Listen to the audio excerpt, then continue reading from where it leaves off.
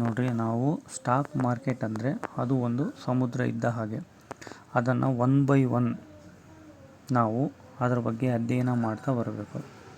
ಆದ್ದರಿಂದ ನಮಗೆ ಅದರಲ್ಲಿರುವಂತಹ ವಿಷಯಗಳು ತಿಳಿಯುತ್ತಾ ಹೋಗುತ್ತವೆ.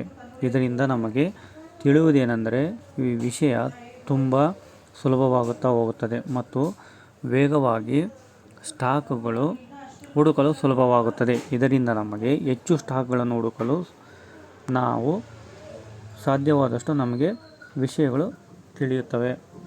ಸೊ ನಾವಿವಾಗ ಒಂದೇ ಒಂದು ಸ್ಟಾಕ್ ಮಾರ್ಕೆಟ್ ಅಂದರೆ ಇವಾಗ ಒಂದೇ ಒಂದು stock market, STOCK stock market. ಇದರಿಂದ ನಮಗೇನು ಗೊತ್ತಾಗುತ್ತಂದರೆ ಇದರಲ್ಲಿ ಅಪ್ ಆ್ಯಂಡ್ ಡೌನ್ಸ್ ಇರುತ್ತೆ ಮತ್ತು ಯಾವ ಸ್ಟಾಕ್ ಚೆನ್ನಾಗಿ ಓಡ್ತಾ ಇದೆ, ಯಾವ ಸೆಕ್ಟರ್ ಹೋಗುತ್ತೆ. ಸೊ ಒಂದೊಂದೇ ಎಳೆಯಾಗಿ ನೋಡ್ಕೊತ ಹೋಗ್ಬೇಕು. ಸೊ ಅವಾಗೇನಾಗುತ್ತೆ, ಒಂದು ವಿಷಯದ ಬಗ್ಗೆ ನಾವೇನು ಮಾಡ್ತೀವಿ, ಡೀಪಾಗಿ ಹೋಗ್ಬೇಕು. ಸುಮ್ಮನೆ ಅಂದರೆ ಆ ಕಡೆ ಈ ಕಡೆ ಇದು ಮಾಡೋದಲ್ಲ. ಸೊ ಡೀಪಾಗಿ ಹೋದಾಗ ಏನಾಗುತ್ತೆ ನಮಗೆ, ಸೊ ಅದರಲ್ಲಿ ನಮ್ಗೆ ಏನಿದೆ ಸ್ಟೆಪ್ ಬೈ ಸ್ಟೆಪ್ ಕಲಿಯುತ್ತಾ ಹೋಗಬೇಕು. ಇದರಿಂದ ನಮಗೆ ತುಂಬ ಹೆಲ್ಪ್ ಆಗುತ್ತೆ.